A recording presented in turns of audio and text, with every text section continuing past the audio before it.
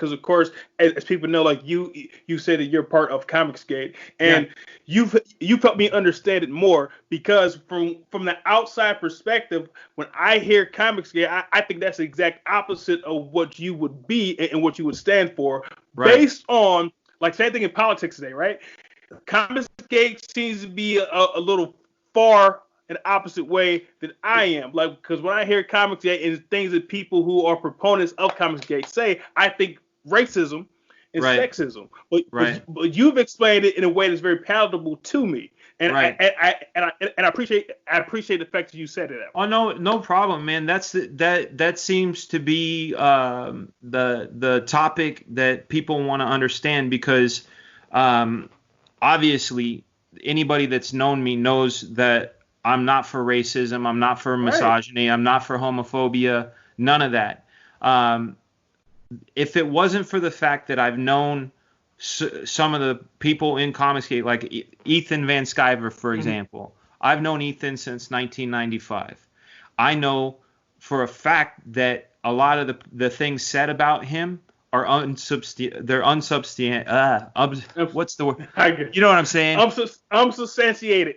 There we go. Thank you. There's nothing there. Like, when I say to people, I'm like, really? Show me where. Well, he made this sketchbook that da-da-da. I said, yeah, but it had the villain on the cover, and it was the villain saying that. Like, if I drew Hitler being a bad guy, he's a bad guy. So am I a Nazi because I drew a bad guy being a bad guy? No, it shouldn't be the case, you know? Or the other thing, too, for example, when Snowflake and Safe Space came out a few weeks ago, I made a statement saying Snowflake and Safe Space are an insult to trans, LGBTQAI people. It's like blackface. Absolutely. Is what I said.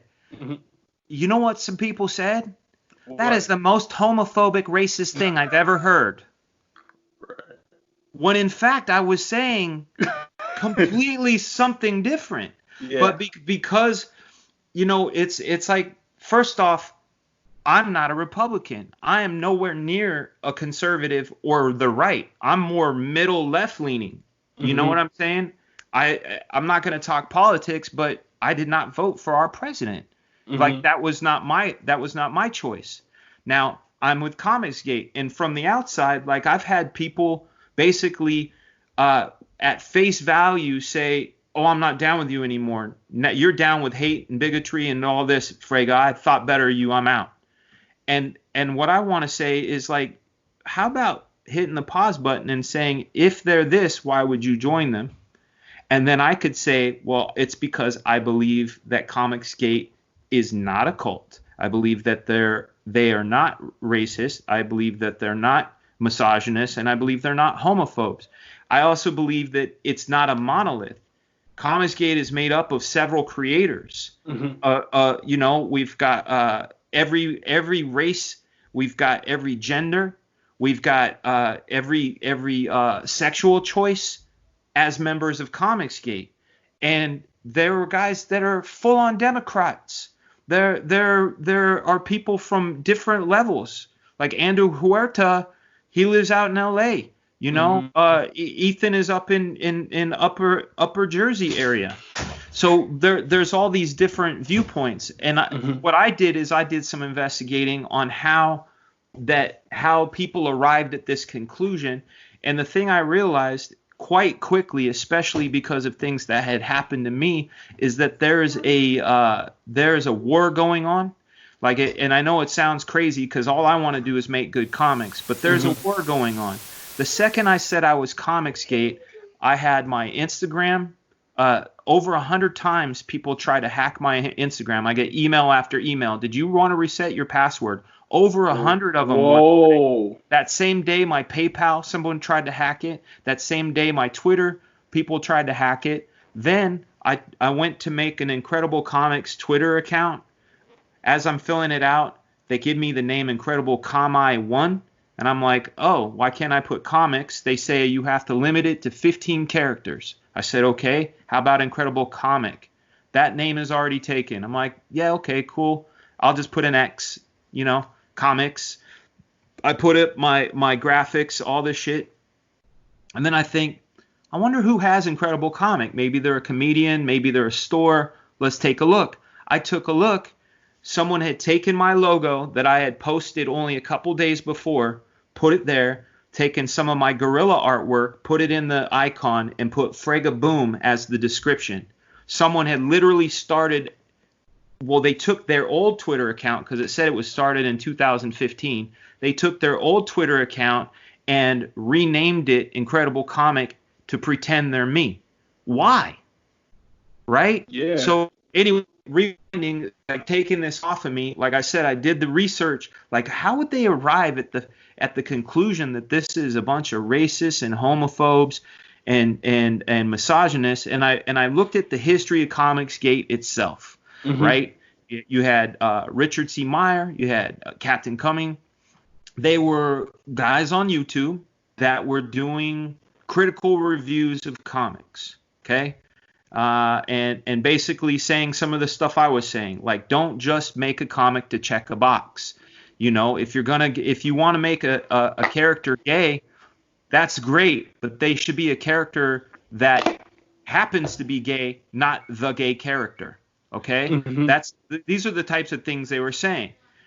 Much like the comment I was making about Safe Space and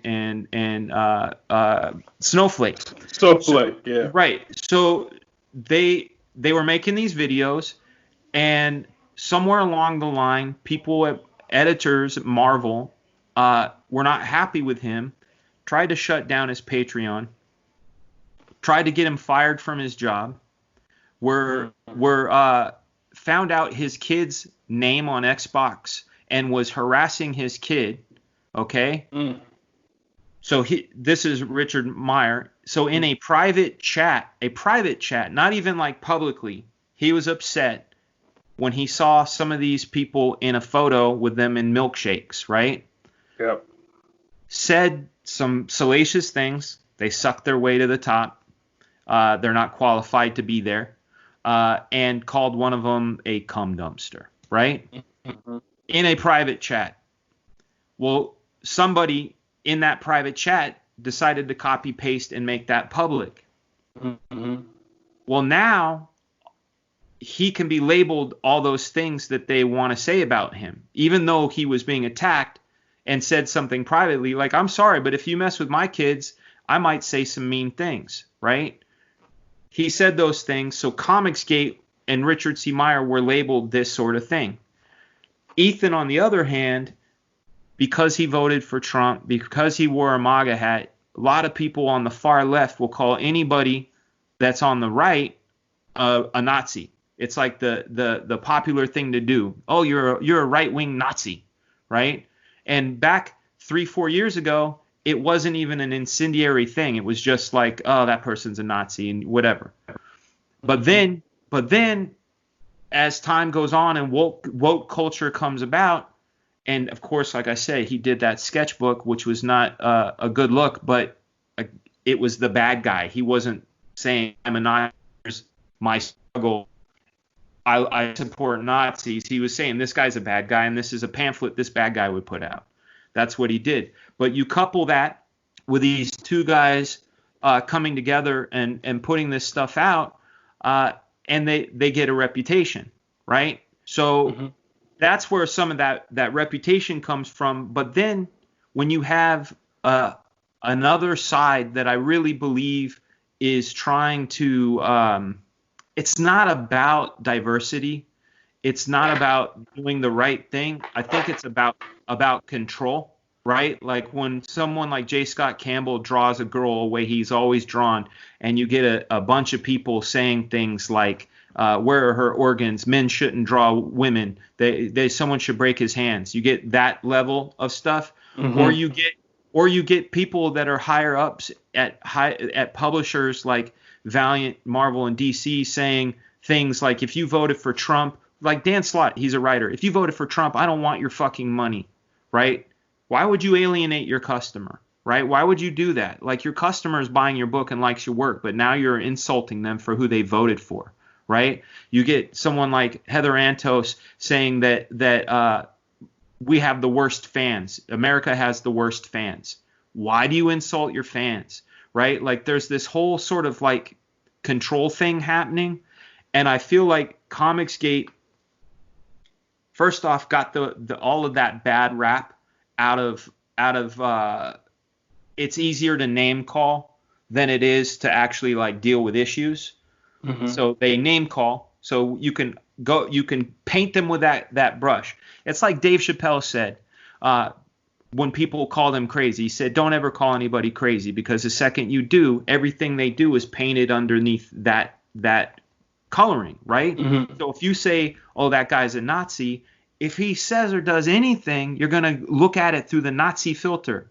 Or if you say that guy is a womanizer, and if he's like hugs a woman, you go, look at him doing his thing, like, but he may just be giving them a hug.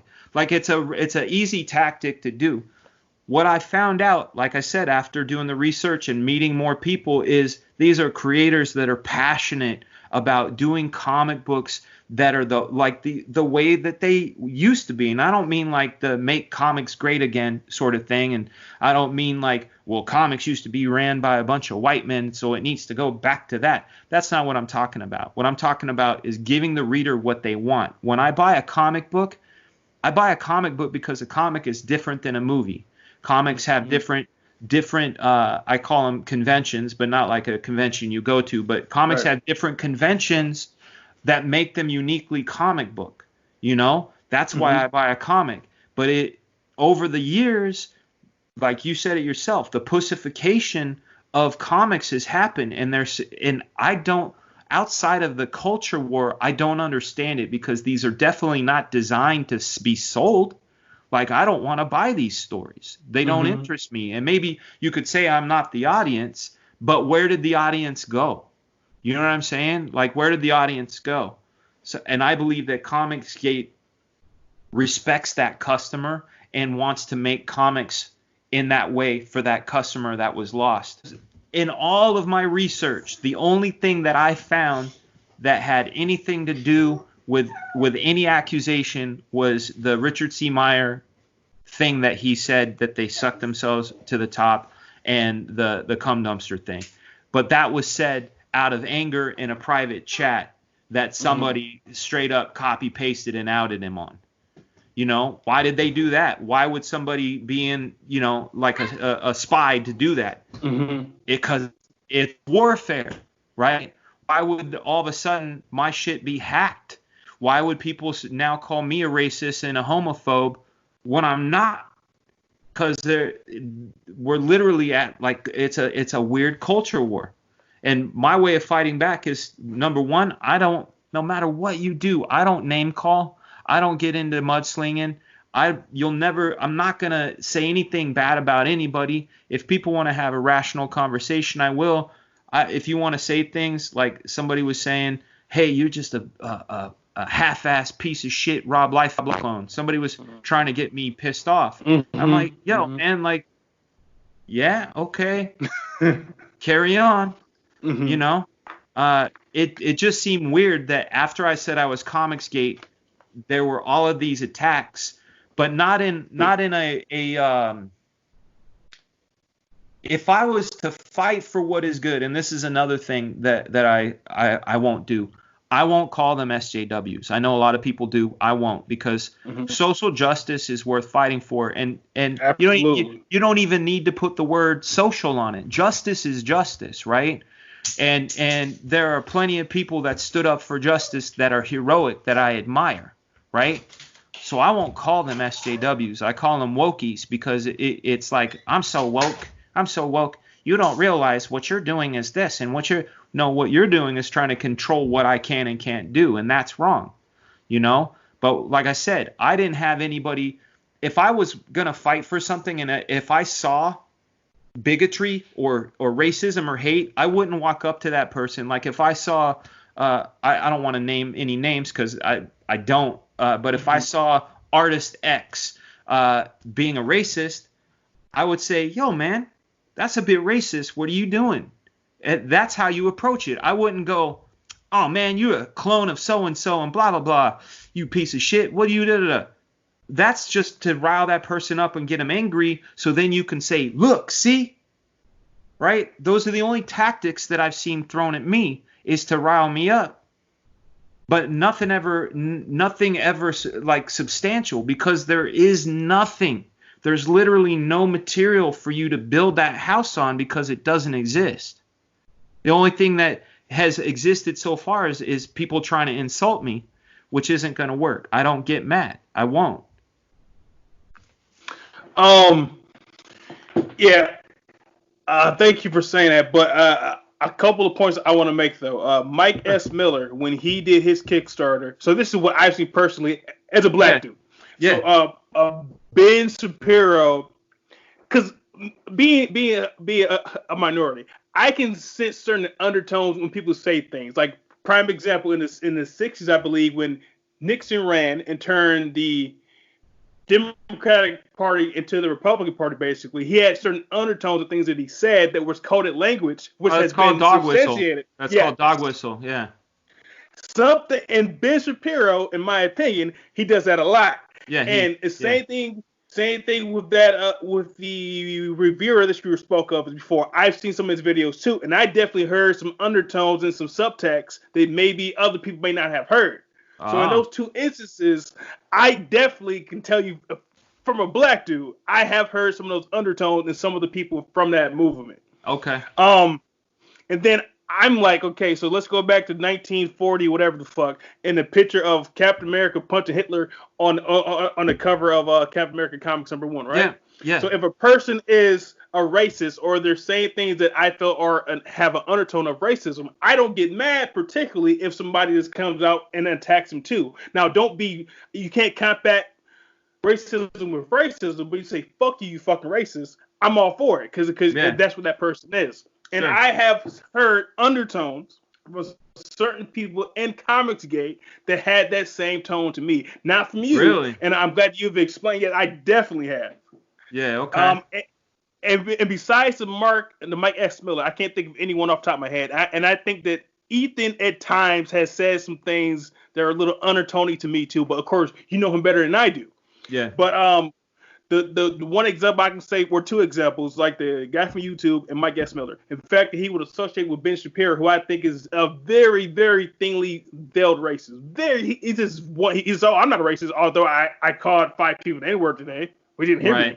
So the fact that I've seen that with those people, and that kind of gave me some pause about the whole Comicsgate thing. But I do agree with you for the most part in terms of what it stands for, what it should stand for. But at the same time, I kind of feel like if I have someone that I call a friend, right, and that friend beats his wife, and I was like, oh yeah, he beats his wife, but he's still my friend. That makes me kind of off too. For sure. I believe that.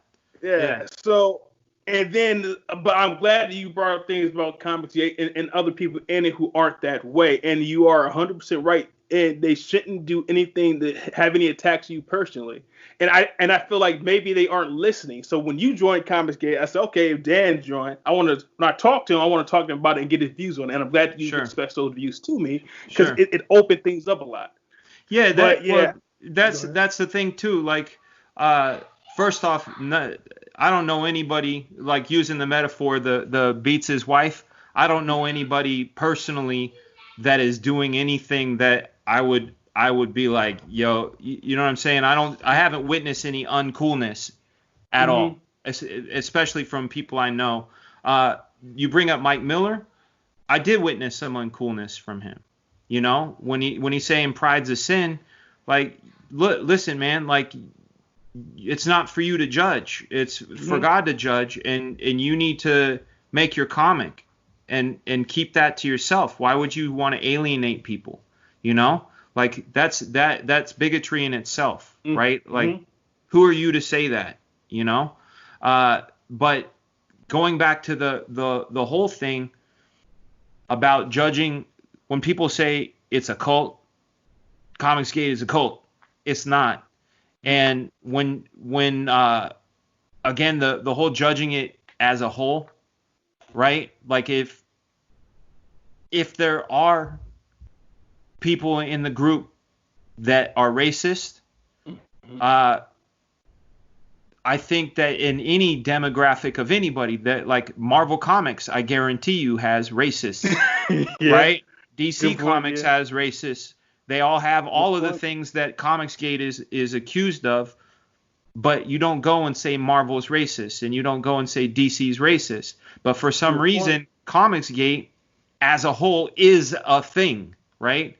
But it's not. Like I said, it's made up of a group of several creators. Individuals. Say what? Oh, individuals. Yeah, absolutely. Individuals that all have different varying degrees of what motivates them. And like I said, I haven't seen any hate or bigotry or intolerance or anything from anybody. Mm-hmm. You know? I personally, the only thing I'm intolerant of is intolerance. Like, I don't, like, if I see somebody, I'll be the first to call someone out. Mm-hmm. You know? Like, that's me. Yeah. Yeah, well, hopefully you being a member of Comicsgate will allow people to hopefully take a step back and actually, instead of attacking others who's doing the same thing that they don't want people to do, those other groups, take the time out and actually listen so they can see both of the viewpoints. Yeah, yeah. Because you've explained it better than anyone else ever has to. Yeah, I've thought about it a lot, you know? Mm-hmm. That's the thing. Yeah. Is like, I can say this. There's also a lot of the other thing that's involved. And when I said I'm Comicsgate, I had 4 kinds of encounters with people that I know and don't know. There's version 1, which is the fuck you, Fraga, how dare you, I'm out. And there was plenty of those people, right? Mm-hmm. Then there was the hey man, I just want you to know I'm still your friend. I know you're cool. I know you're a good dude. But just don't say my name, okay? Like, there's that, right? Mm-hmm. Then there was the third one, which was, hey man, what's up? Tell me about what's going on. Like, you're asking me questions. You want to know. Then there's the fourth one that is like, dude, I know you. Fucking do you. Who fucking cares, right? Mm-hmm. What I noticed about the number 2, the one that and it also has a bit to do with the number 1, but the number 2, the people are like, you're still my friend, just don't say anything, don't say my name. It's fear, right? Like this fear of losing friends. The fear of professionals not wanting to talk to you anymore. The fear of not getting any work with the mainstream anymore. The fear of, being labeled these things, even though you're not, right? I interviewed Todd McFarlane on March 5th, and that his interview had a profound effect on me because he gave me an understanding of what makes him tick, and I realized, like, those are a lot of things I see in myself, or B, a lot of things that I want to be more amplified within myself. And one of the things is the idea of freedom, and not in the wave of flag like freedom, but like just saying, you know what, man, I want to say and do what I want to say and do without worrying about how I will be perceived. Because if I truly believe this thing, I should be able to scream it from a mountaintop, right? The people that are like, yo, you're my homie, just don't say my name, they're afraid. They're afraid, like, oh, I'm going to lose all of this shit, which I did. I had heroes of mine tell me they're not down with me anymore, okay? I had friends tell me don't fucking call me anymore. Mm-hmm. I had people that were going to work with me on the project say I'm out, right? These are all things to truly, like, if you're going to be afraid of shit, these are all things to really be afraid of. I went through them. They happened. I'm still here, right? But more importantly, I feel free. I feel free, and I'm not afraid because I know, one, I'm doing the right thing. Mm-hmm. And then 2, there's something. I don't know how to explain it other than to say, like, if you had a genie and the genie says, I will give you one bonus wish, but I'm going to tell you what that wish is going to be, wouldn't you like to know where you stand with everyone? Mm. Would you take it? Because that's scary, right? Mm-hmm. Like you go, man, I wonder if I could read my wife's mind. Would you really want to? Like, would if you found out she fucking hates your guts? You know what I'm saying? Right. No, I'm just saying, Right. I feel so, like, yeah. yeah. So that genie wish literally happened, right? Find out where you stand in this world, and I did. Like, 200 Facebook friends gone like that. A good 10, 15 professionals that I've known for more than 30 years gone like that. I go, you know what? Who's still here? Yep. And they're not still here because they support racism. They're here because they believe and trust in their friend, and they know they know me. These other people, even though I wish I could say they know me, truly didn't. And there's something very powerful and freeing to that, to know where I stand with everybody. I now know. I know who's down to roll with me. I know who's not going to leave me no matter what. I know who is going to bounce at the sign of trouble. I know who's afraid. I literally know. I know my landscape now. And there's something, I feel so confident in knowing that, And that, to me, when I go and I draw, I go, dude, it's just for me and the fans. And I know that I'm going to do good work because of that. I'm not worried about shit. Right. Yeah. Again, thank you for clearing that up for me, because I'm like, if Dan's in there, I gotta hear what he has to say about it, because you painted Comicsgate in a better light for me, because like most people who were uninformed or were just going off for not seeing it for the individuals who may have certain beliefs about comic books, period. Because like say going back to, I'm not sure who started this trend, but maybe a year and a half ago, like the comics are for everyone, and then I think that was predicated off someone from Comicsgate saying comics aren't for everyone. If I'm correct, you may know more than I do about that. I don't know. I don't know if that. I have no clue about what you just brought up, because comic books should be for everyone. Absolutely. The more people reading comics, the better. It's good for me. Well, I want my comic in everybody's hands because I want them to experience the thrill that I experience. Comics are for everyone. Period. Yeah, for sure. Yeah. So we'll pivot back to some more cool, fun things to talk about. It was all fun to talk about, man. That's why I said I have an open policy with any question. So it's all fun to me. Yeah, like this has actually been a very great talk.